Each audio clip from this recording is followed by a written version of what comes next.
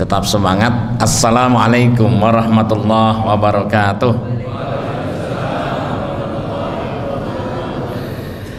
Alhamdulillah, salatu wassalamu ala rasulillah nabiyina Muhammad wa ala alihi wa sahbihi wa man tabi'ahum bi ihsanin ila yaumiddin, amma ba'd. Alhamdulillah, kita bersyukur pada Allah, pemilu sudah coblosan sudah, tapi pemilunya belum, masih berproses. Yang penting sudah ikhtiar, sudah berupaya bertindak yang benar, ya, sudah berjuang, ya. Kemudian kita tidak mengikuti langkah-langkah syaitan dengan melakukan kecurangan yang dibenci oleh Allah. Kemudian kita sudah bersabar, ya, orang ngamuan, ya, apapun hasilnya, ya, yang kita cari dan kita kejar itu adalah ridhonya Allah Subhanahu wa ta'ala. Karena kalau dalam Quran surat At-Taubah itu waridwanum minallah akbar, ridhonya Allah itu yang paling besar. Dan yang namanya kemenangan itu kalau dalam Quran itu ketika seseorang mendapatkan ridhonya Allah berupa surga, ya. Nanti kalau misalnya sampai di rumah, coba dilihat hakikat kemenangan itu ketika seorang hamba melaksanakan ketaatan kepada Allah dan Rasulnya. Kalau dalam Al-Maidah 55, 56, 57 itu dia menjadikan Allah dan Rasulnya sebagai walinya, dia sholat, dia menunaikan zakat, intinya dia taat kepada Allah dan Rasulnya, maka itulah sesungguhnya ulaikahum ghalibun, itulah sesungguhnya pemenang. Nah, dia mendapatkan apa? Surga. Nah, kita mengharapkan surganya Allah, ya, termasuk ngikuti kajian pagi ini, ya. Sebentar lagi Ramadan, ya, kita ingin beribadah sesuai dengan maunya Allah, juga dalam rangka untuk mendapatkan ridhonya Allah. Semoga, amin. Dalam ibadah itu terbagi menjadi dua. Ada ibadah khosoh, ibadah khusus. Di bulan Ramadan juga ada banyak ibadah khusus, ya, termasuk antara lain, ya, puasa itu sendiri sebagai penciri dari kita memasuki Ramadan. Kemudian sholat tarawih, qiyamul Ramadan istilahnya, ya, qiyamul Ramadan. Nah, kemudian ada ibadah-ibadah amah yang bisa kita lakukan. Ojo kakean turu.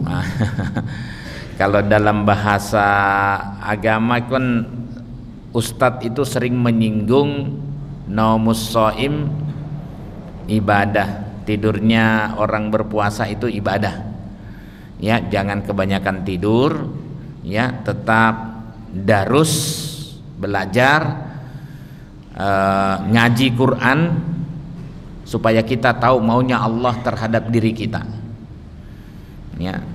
Kemudian, ya, bersabar menghindarkan diri dari hal-hal yang bisa menurunkan derajat kita sebagai hamba Allah, ya. Itu juga termasuk mujahadah. Jadi kalau dalam istilahnya kemarin Ustadz Fahrudin Faiz itu, ya, kita sudah berijtihad, kemudian kita sudah berjihad, dan kita sudah melakukan mujahadah.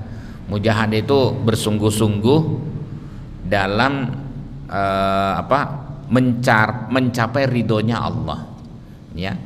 Nah, tapi tentu dengan jalan yang dibenarkan oleh Allah. Nah, pada pagi hari ini kita akan berbicara masalah yang utama, yaitu masalah sholat. Ya, silahkan mau bertanya tentang sholat wajib dan sholat taraweh.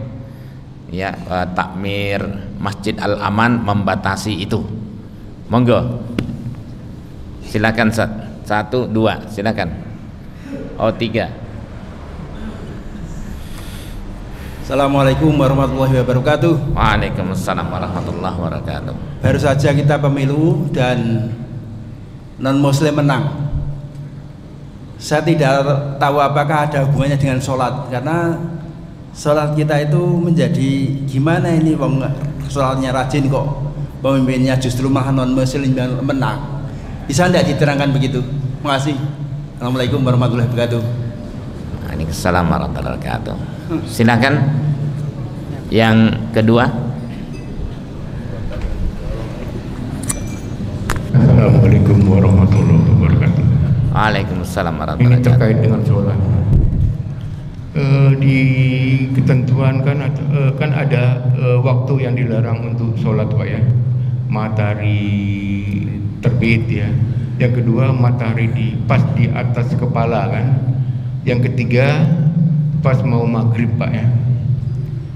Nah, yang saya tanyakan begini, kan masih banyak, saya tuh bingung, kan, banyak saya temui pas terutama mau masuk masjid di sebelum zuhur lah, ya, pas matahari di atas kepala, mau pas masuk masjid, banyak yang orang sholat tahiyatul masjid, ataupun juga sebelum maghrib orang sholat sunnah tahiyatul masjid.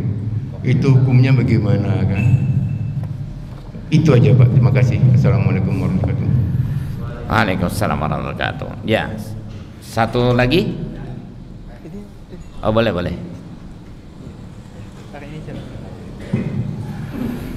Assalamualaikum warahmatullahi wabarakatuh. Waalaikumsalam warahmatullahi wabarakatuh. Untuk mewakili jamaah yang sudah sepuh, ini biasanya banyak yang melakukan sholat jamaah dengan menggunakan kursi, Pak. Ini posisi kursi itu kadang ada yang maju ke depan, artinya belakang kursi itu sejajar soft. Ada yang belakang kursi itu jadi kakinya yang sejajar soft, tapi dia posisi duduk. Nah, itu bagusnya seperti apa sesuai dalil.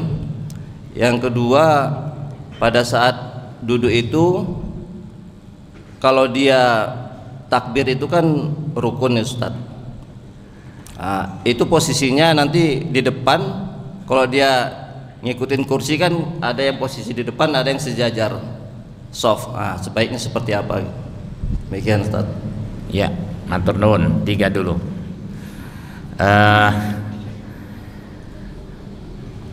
Ini yang menang, maaf, ini agak politis ini. Sabar, Pak. Ya, yang terakhir itu saya katakan termasuk kemenangan itu adalah ketika kita sabar menerima hasil, ya, dan kita sudah berupaya, ya. Apakah yang non muslim yang menang? Tidak juga, semuanya muslim, alhamdulillah, ya. Ya, insya Allah semuanya baik lah. Dalam status saya itu saya sempat mengatakan semuanya baik, tapi tentu kita diminta untuk memilih yang terbaik, ya. Kaidahnya bukan lagi akhafud darurain, ya, mencari yang paling ringan madaratnya. Kita pakainya yang aula atau ardallah, yang paling utama menurut Allah dan yang paling diridhoi oleh Allah. Yang paling diridhoi itu adalah orang yang bertakwa. Atqakum inna akramakum indallahi atqakum. Sesungguhnya yang paling mulia di sisi Allah adalah yang paling takwa di antara kalian, yang paling tidak doyan dengan kemaksiatan, dengan korupsi, ya. Nah itu masalah akhlak memang yang diutamakan kalau dalam Islam. Kemarin dalam pengajian tentang bagaimana akhlak memilih pemimpin itu Ustadz Takdir Ali Mukti, dekan Fakultas Ilmu Sosial Politik, itu mengatakan kalau masalah kepintaran itu nilai tambah, dan itu bagi seseorang itu bisa mengambil staf ahli, ya, walaupun pada akhirnya dia juga yang memutuskan, ya, staf ahli. Tapi yang namanya akhlak, kejujuran, kebaikan, itu apakah ada staf ahli kejujuran? Semua akan memanfaatkan cara untuk mengambil sebanyak-banyaknya, ya. Staf ahli yang menunjukkan akhlak bagaimana supaya korupsi ora patek ketok. Ya, nah itu jadi yang makanya akhlak itu menjadi nih. Kalau dalam dunia hadis, Bapak, dalam dunia hadis itu ada namanya sikoh. Sikoh itu orang yang terpercaya, ya, orang yang paling kuat. Nah, seseorang yang paling dipercaya itu karena memiliki dua syarat. Pertama, karena adil. Adil itu berkaitan dengan integritas kepribadian, kebaikan. Apa yang diucapkan sama dengan apa yang dikerjakan. Lima takuluna mala taf'alun. Tidak melakukan kamuflase, pura-pura lah, ya, untuk dianggap sebagai orang baik. Nah, itu integritas kepribadian, ya. Dia muslim. Nah, ini kan semuanya muslim, ya. Dia orang beriman. Nah, kalau beriman kita lihatlah siapa orang beriman, sudah sempat kita singgung At-Taubah 71, al-mu'minuna wal mu'minat ba'duhum awliya'u ba'd. Mukmin laki-laki dan mukmin perempuan mendukung, ya'muruna bil ma'ruf, melakukan amar ma'ruf, wa yanhauna 'anil munkar, ya, mencegah dari kemungkaran, wa yuqimunas shalah, ya, menegakkan salat, sama-sama menegakkan salat, wa yu'tunaz zakah, sama-sama menunaikan zakat, wa yuti'unallaha wa rasulah, sama-sama taat kepada Allah dan Rasulnya. Ulaika sayarhamuhumullah, mereka itulah yang akan mendapatkan kasih sayangnya Allah. Nah, sebaliknya yang tidak melakukan itu, dia ya bisa dikatakan dalam sebuah hadis itu khanallah wa rasulah, dan dia mengkhianati Allah dan Rasulnya ketika Rasulnya, Allah subhanahu wa ta'ala dan Rasulnya itu sudah menetapkan ini loh, ya, walaupun hadisnya sebenarnya tidak begitu kuat itu, ya, tidak begitu kuat. Jadi itu saya kira, ya, kalau semuanya mukmin insyaallah, ya.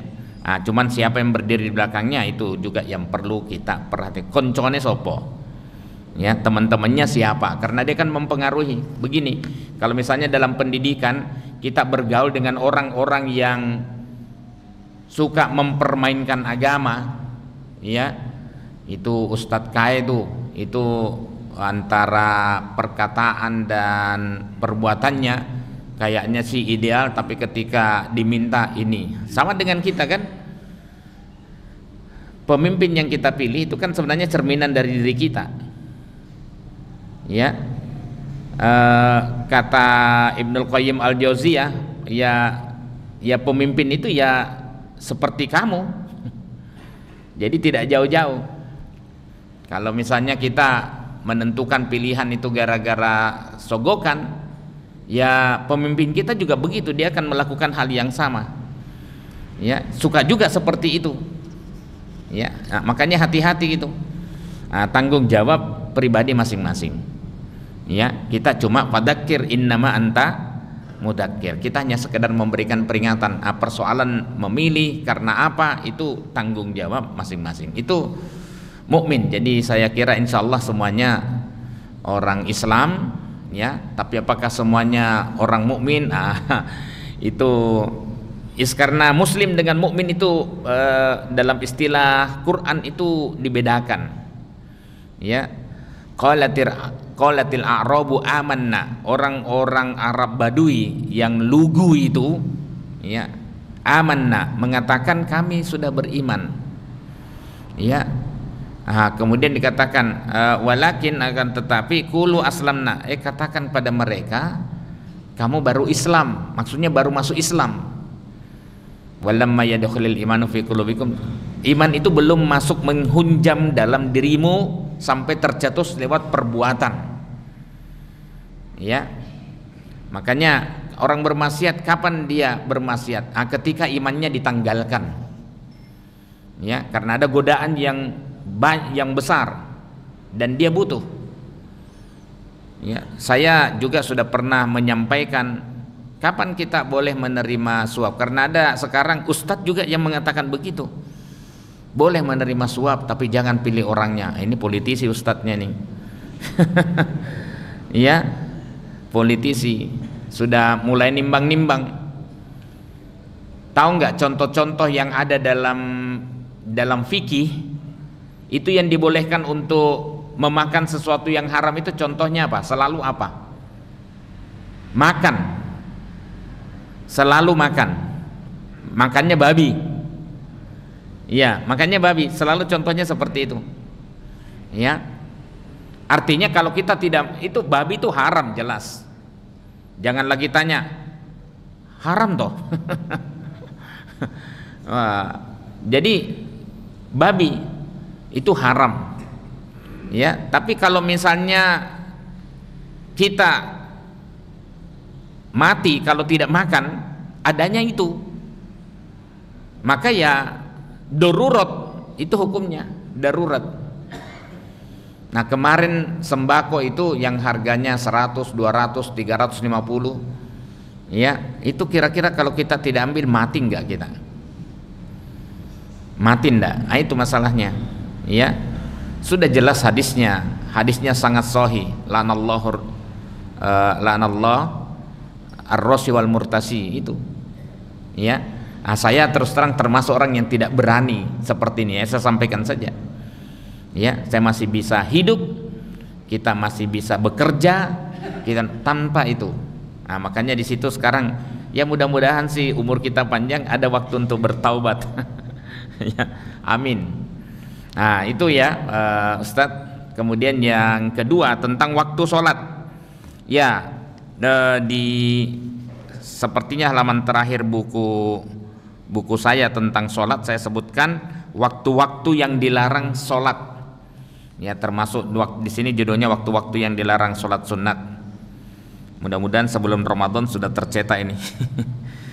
Ya, ya, ada setelah sholat subuh hingga matahari terbit, itu yang pertama. Yang kedua setelah sholat asar hingga matahari terbenam.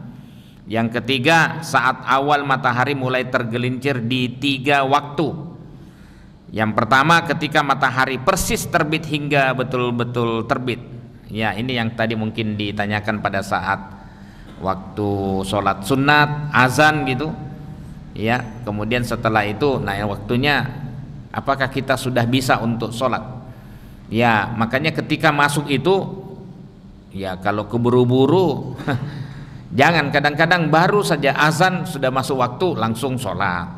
Tunggulah, ya, tunggulah sebentar, ya, mungkin 3 menitan lah, ya, 3 menitan. Tidak usah juga ditunggu sampai benar-benar terbit, karena Nabi SAW juga ya memberikan setelah azan selesai, itu sudah boleh itu, ya, karena mengumpulkan dalil-dalil yang banyak itu, digabungkan. Setelah azan selesai kita berdoa Allahumma sholli ala Muhammad wa ala ali Muhammad, kemudian setelah itu kita berdoa Allahumma rabba hadhid da'watid tammah, dan seterusnya baru kita melaksanakan sholat sunat 2 rakaat. Waktu sholat sunat terbaik selain sholat malam itu adalah sholat qobliyah fajar, ya, 2 rakaat itu setelah azan, ya. Kemudian ada lagi ketika matahari persis di atas kepala tergelincir, waktu zuhur itu, ya, tunggulah sebentar setelah azan selesai, itu paling cepatnya. Jangan langsung takbir sholat Salat sunat. Dan ketika matahari mulai terbenam hingga betul-betul terbenam, itu ghurub. Itu hadisnya sahih riwayat jamaah kecuali Al-Bukhari dari Uqbah bin Amir. Ya. Ada pendapat Imam Syafi'i, tetapi waktu-waktu terlarang ini menurut sebagian ulama seperti Imam Syafi'i, Imam Ahmad, Ibn Taimiyah tidak berlaku bagi sholat sunat bersebab. Ya, misalnya sholat gerhana itu karena peristiwa, sholat tahiyatul masjid karena peristiwa juga bersebab, sholat sunat fajar, sholat sunat yang dikerjakan karena masih. Jadi ada sholat sunat fajar yang disebutkan, sholat sunat yang dikerjakan karena masih mendapatkan sholat jamaah di masjid. Dia kan sebenarnya sudah selesai mengerjakan sholat di rumahnya, tapi dia masih mendapati jamaah. Ya, itu yang sebabnya Nabi SAW pernah menegur, kenapa kamu kok duduk-duduk tidak ikut sholat? Tadi saya sudah sholat di rumah. Kalau kamu masih mendapatkan waktu berjamaah, maka ikutlah berjamaah walaupun dia sudah sholat di rumahnya. Nah itu sholat jenazah, ya. Kemudian sholat kodok pengganti. Kodok itu bukan orang yang meninggalkan sholat ya 5 tahun atau 2 tahun atau 10 tahun 20 tahun terus dikodok terus menerus. Kodok itu ketika kita terlupa, bukan lalai ya, terlupa melaksanakan sholat. Nah ketika kita terlupa melaksanakan sholat, kemarin saya sudah sholat belum, kok kayaknya terlewat ya. Nah maka Nabi SAW menuntunkan sholatlah pada saat kamu mengingatnya. Tidak ada kafarat untuk yang seperti itu kecuali ya sholat saat itu, saat dia mengingat. Jangan tunggu waktunya lagi. Ya, karena ini pengecualian. Saya kira itu. Tadi ada yang saya lupa pertanyaan yang terakhir. Untuk sholat yang duduk bagaimana? Ya tetap berada di shaf itu. Ya tentu ada pengecualian karena dia memang tidak bisa seperti. Tapi yang penting punggungnya itu sama. Kalau kakinya agak ke depan ya iya. Ya, tapi punggungnya sama. Kalau dia dalam kondisi normal, ya kaki dan punggungnya yang belakang itu sama, bukan perutnya, karena perut kita beda-beda. Ada yang berkemajuan, ada yang datar, six-pack ada, ya. Jadi malu sendiri saya. Jadi begitu ya. Yang penting tuh punggungnya. Kalau dia misalnya kakinya sementara. Wah itu pasti akan ke belakang kursinya itu kalau misalnya, dan itu kan akan mengganggu jamaah di belakang kita, ya. Nah punggung yang ini, ya tentu selalu ada pengecualian terhadap orang-orang yang tidak bisa melaksanakan sholat dalam kondisi normal, ya. Nah saya kira itu. Tapi kalau misalnya bisa berdiri maka harus berdiri dulu. Ya kecuali kalau dari awal memang sudah susah, sudah pakai kursi roda, ya sudah memang awalnya memang posisinya duduk. Tapi kalau misalnya masih bisa berdiri, kadang-kadang kan ada orang yang cuman dia tidak bisa sujud, ya maka cara sholatnya ya tetap dia berdiri, ya berdiri. Nah setelah itu baru kemudian pakai kursi yang sederhana, jangan pakai begini, ya. Saya tadi rasanya duduk di sini, waduh, mejanya begini sudah kayak wakil presiden. Ya, nah kemudian setelah itu berdiri, nanti Allahu Akbar biasa. Pada saat ruku mungkin dia masih bisa, tapi pada saat sujud itu lutut sudah susah diajak kompromi. Ya, sudah kena asam aurat, asam urat. Ya umur segitu kan. Nah itu dia. Jadi dilihat, makanya kursi yang baik itu ya yang kecil-kecil sajalah, ya, yang secukupnya saja supaya kita bisa lebih sempurna dalam mengerjakan sholat dengan berdiri. Karena berdiri itu lebih utama. Kalau dalam hadis Nabi itu duduk, kalau tidak bisa berdiri, ya. Pahalanya bagaimana? Ya memang ada hadis yang mengatakan kalau berdiri itu pahalanya 1, kalau duduk itu pahalanya separuh. Tapi ada di situ disebutkan kecuali kalau memang tidak bisa berdiri, pahalanya sama. Jadi tenang saja, ya. Baik, saya kira itu Pak. Monggo. Assalamualaikum warahmatullahi wabarakatuh. Waalaikumsalam warahmatullahi wabarakatuh. Saya akan menanyakan terkait dengan sujud sahwi, Ustaz. Nggih. Jadi kapan itu dilakukan? Misalnya katakanlah kadang-kadang kita itu ketika rukuk dengan sujud itu bacaannya sering atau kadang-kadang terbalik ya. Subhanallahil azim ketika rukuk, subhanallahil a'la ketika sujud, kadang-kadang kebalik gitu ya. Nah, apakah ini juga perlu sujud sahwi ya? Kemudian yang kedua, ketika kita kelupaan salah satu, misalnya katakanlah saat sujud terakhir itu, ini sudah dua kali atau baru sekali gitu. Nah, ini apakah juga bagaimana caranya? Apakah kita genepi kemudian sujud sahwi atau bagaimana ya? Kemudian yang pertanyaan yang kedua itu dengan sholat tobat, apakah ada tuntunannya mengenai sholat tobat itu? Kalau itu ada, mungkin bagaimana tata caranya ya. Kemudian yang ketiga itu terkait dengan ketika seseorang itu tidak melakukan sholat ya, karena mungkin kesibukan dunia atau mungkin karena mungkin banyak maksiat ya, sehingga lama tidak melakukan sholat. Apakah dia itu kan sholat itu kan wajib. Nah, selama dia tidak melakukan, mungkin katakanlah beberapa tahun gitu ya, kemudian tersadar lalu dia sholat lagi ya. Nah, yang lama tadi yang beberapa tahun tidak melakukan sholat itu apakah caranya bagaimana? Apakah diqadha? Karena ada ustadz yang mengatakan ya sholat sepanjang seberapa tahun itu. Jadi kalau ketemunya 1000 ya sholatlah 1000 kali gitu loh. Nah, ini dalilnya apa gitu ya? Artinya ketika seorang melakukan itu Ya. Yang keempat, Ustaz. Sampun. Oh, sampun. Terima kasih ya. Nanti kalau disoali panjang-panjang kayak debat presiden nanti. Matur nuwun. Kan jadi lupa. Yang pertama atau mungkin yang keberapa saya lupa, tentang sujud sahwi.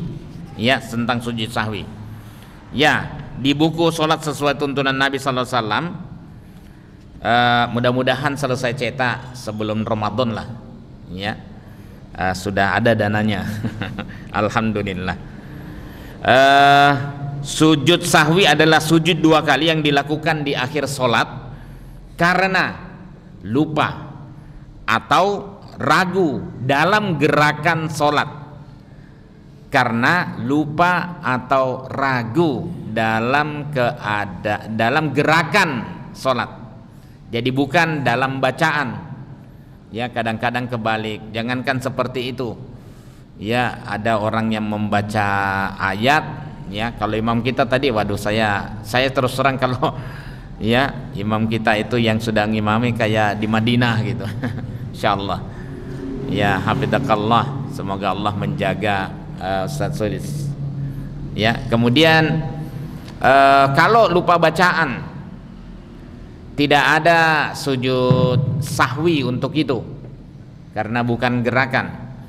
Ya, wal 'adiyati dhabha fal muriyati qadaha fal mugirati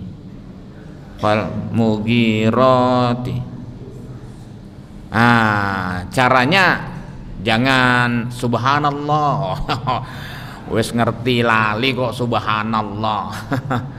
Ya, fal mugirati roti. Ya, subhanallah enggak. Caranya melanjutkan yang benar. Ya, apa lanjutannya? Itu saja. Kalau lupa ini, apalagi kalau lupa baca kebolak-balik itu ya. Jadi subhana rabbiyal azim itu pada saat ruku, pada saat kita merendah justru kita mengatakan subhana rabbiyal a'la. Maha suci zat ya Allah Rabb kita yang maha tinggi, ya justru kita sujud. Ya, kalau ruku subhana rabbil azim, sekali lagi tidak pakai wa bihamdih, karena itu cuma satu jalur dan bermasalah, ya bermasalah jalurnya, kecuali kalau ada jalur pendukungnya, itu cuma satu dan dhaif lah, ya.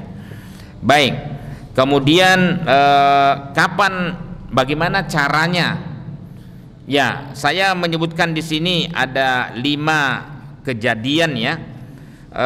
Salah satunya ya ketika Nabi Sallallahu Alaihi Wasallam itu mengerjakan ad-duhra khamsan, sholat duhur 5 rakaat, ya. Kemudian beliau diingatkan oleh sahabat, ada wahyu yang turun, ya, ataukah ada apa? Ya, ini tadi sepertinya Rasul itu sholat zuhurnya 5 rakaat. Oh ya, sahabat itu sudah selesai kan? Sahabat kemudian membenarkan, lalu kemudian Nabi SAW mengajak sujud sahwi langsung. Tapi kalau kekurangan rakaat, ya harus ditambah. Tidak perlu diulang dari awal takbir lagi, ndak? Ya, takbiratul ihram. Jadi tinggal takbir kemudian lanjutkan, tambahkan 1 rakaat. Tapi kalau yang berlebih ndak usah lagi ditambah. Itu sudah lebih. Ya, langsung sujud sahwi saja. Terus intinya kalau ingat, ya ada 5 sebabnya di sini, tapi kalau kita simpulkan jadi 2. Kalau ingat pada saat sebelum salam, maka sujud sahwi sebelum salam. Tapi kalau ingat setelah salam, ya sujud sahwinya setelah salam. 2 kali takbir. Nah, kalau misalnya yang lupa hanya imamnya, terus makmumnya kebetulan ada yang masbuk, ya tetap sujud sahwi, tetap ikut sujud sahwi, ya, karena dia harus mengikuti imam. Jangan yang lupakan situ, saya ndak, ya tetap ikut, ya. Nah, di sini panjang sih penjelasannya, ya. Ya. Kemudian yang berikutnya tadi yang ketiga apa, Pak? Sholat taubat. Ya, sholat taubat itu memang ulama berbeda pendapat. Ya, adakah sholat taubat? Tinggal kasus-kasusnya. Kalau orang lupa sampai ya melalaikan, memang waktu itu belum dapat hidayah dalam tanda kutip. Walaupun hidayah itu kalau orang sudah menerima Islam sebagai agamanya, ya mengakui Allah Tuhannya dan Rasul Muhammad sallallahu alaihi wasallam sebagai utusan Tuhan. Ya, itu dapat hidayah, ya. Kemudian dengan bersyahadat. Tapi dapat hidayah kedua, dia belum sholat sih. Kan ada juga ya yang masuk Islam tapi hanya sekedar masuk saja, ya, untuk menikah dengan gadis pilihannya. Orang tuanya bilang ndak bisa, ya. Bagaimana supaya bisa? Ya masuk Islam. Nah, kemudian dia masuk Islam, tapi bisanya ya cuma masuk Islam saja, tapi tidak sholat. Nah, itu belum sempurna keislamannya karena ada satu konsekuensi yang belum dia jalani, yaitu masalah sholat, ya. Nah, kemudian kalau misalnya sudah 10-20 tahun dia baru mau sholat, nah itu yang kemudian apakah ada sholat taubat? Ya, dari hasil pembacaan saya tentang sholat taubat ini, sekali lagi ada khilafiyah di kalangan ulama, ada perbedaan pendapat di kalangan ulama. Ya, saya memilih tidak ada sholat taubat untuk menggantikan sholat yang 10-20 tahun yang lalu kita tinggalkan. Tidak ada dalilnya, ya. Jadi apa yang dilakukan? Terus bagaimana dengan dalil yang bunyinya begini? Ma min rajulin yudnibu dzamban fayatawadda fayuhsinul wudu'a tsumma yusalli rak'atain wa yastaghfirullah illa ghafarallahu lah. Hadis hasan riwayat At-Tirmidzi bin Majah. Ya, sebagian riwayat ini dhaif tapi sebagiannya hasan, jadi sudah bisa naik derajat. tidak seorang pun yang melakukan dosa lalu berwudu, fayuhsinul wudu, memperbaiki wudunya, summa yusalli raqatain, kemudian sholat 2 rakaat, wa yastaghfirullah, lalu beristighfar, illa, kecuali ghafarallahu lahu, Allah mengampuni dosanya. Lah ini yang sering dijadikan sebagai sholat taubat 2 rakaat. Nah itu masih bisa kita pahami karena masih ada dasarnya, ya. Tapi saya sendiri memahami hadis ini, ya fungsi sholat itu antara lain bisa menghapuskan dosa-dosa yang kita lakukan sebelumnya, selama itu dosa kecil, bukan dosa besar. Ya, tapi kalau dosa besar, membunuh saudara muslim yang lain, ya, korupsi, ya, itu uququl walidain, syirik, itu yang paling besar. Bersumpah atas nama Allah lalu dia ingkari, oh itu dosa besar. Atau misalnya diminta kesaksian, wa syahadatuz zur, ada 3 dosa itu min akbaril kabair, dosa terbesar di antara dosa-dosa besar adalah al-isyraku billah, mempersekutukan Allah. Yang kedua, wa uququl walidain, durhaka kepada kedua orang tua yang melahirkannya, yang merawatnya, yang membiayai pendidikannya, yang menyuap, kasih makan, ya, sampai dia sarjana, kemudian dia menyakiti hati. Ya, apa kata seorang ibu? Ya, dia bilang begini, tidak ada yang lebih sakit ketika seorang ibu melahirkan anaknya, tapi ada yang paling sakit ketika anak yang dilahirkannya menyakiti hati ibunya. Oh, ketika kita melakukan seperti itu, maka surga bukan lagi menjadi hak anak itu. Jadi hati-hati nih, betul-betul hati-hati, jangan pernah menyakiti hati orang tua, khususnya ibunda. Ya, kemudian yang terakhir itu wa syahadatuz zur, kesaksian palsu. Kesaksian palsu. Sampai diulang 3 kali. Wa syahadatuz zur, Nabi sallallahu alaihi wasallam sandar, wa syahadatuz zur. 3 kali itu kesaksian palsu. Ya, jelas dia lihat perbuatannya tapi mengatakan saya tidak lihat. Atau misalnya berdiplomasi, ya, dengan kalimat, saat saya duduk di sini, saya saat berdiri di sini, saya tidak melihat. Tadinya dia berdiri di 1 meter sebelumnya, dia sengaja bergeser supaya, tapi itu kan Allah alimun hakim. Ya, mau bagaimana kata-katanya, bak politisi ulung itu nggak ada gunanya.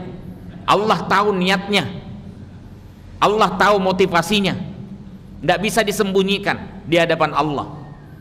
Ya, silahkan bersilat lidah, tapi kita tidak mungkin bisa bersilat lidah ketika Allah sudah panggil kita. Hanya Dia yang Maha Kuasa tempat kembali kita nanti. Maka tanggung jawab sendiri-sendiri. Saya hanya bisa menyampaikan itu. Nah, apakah ada sholat taubat? Saya termasuk yang mengatakan dalam hal ini saya tidak. Ya, jadi kalau misalnya bagaimana caranya? Bertobat saja dengan taubatan nasuha. Ya, dalam redaksi Ahmad An-Nasai itu kemudian ada tambahan, dia membaca Quran surat Ali Imran, Quran surat 3 ayat 135, walladzina idza fa'alu fahishatan aw dzalamu anfusahum dzakarullah fastaghfaru lidzunubihim wa may yaghfirud dzunuba illallah wa lam yusirru ala ma fa'alu wa hum ya'lamun. Tidak ada kata-kata sholat di sana.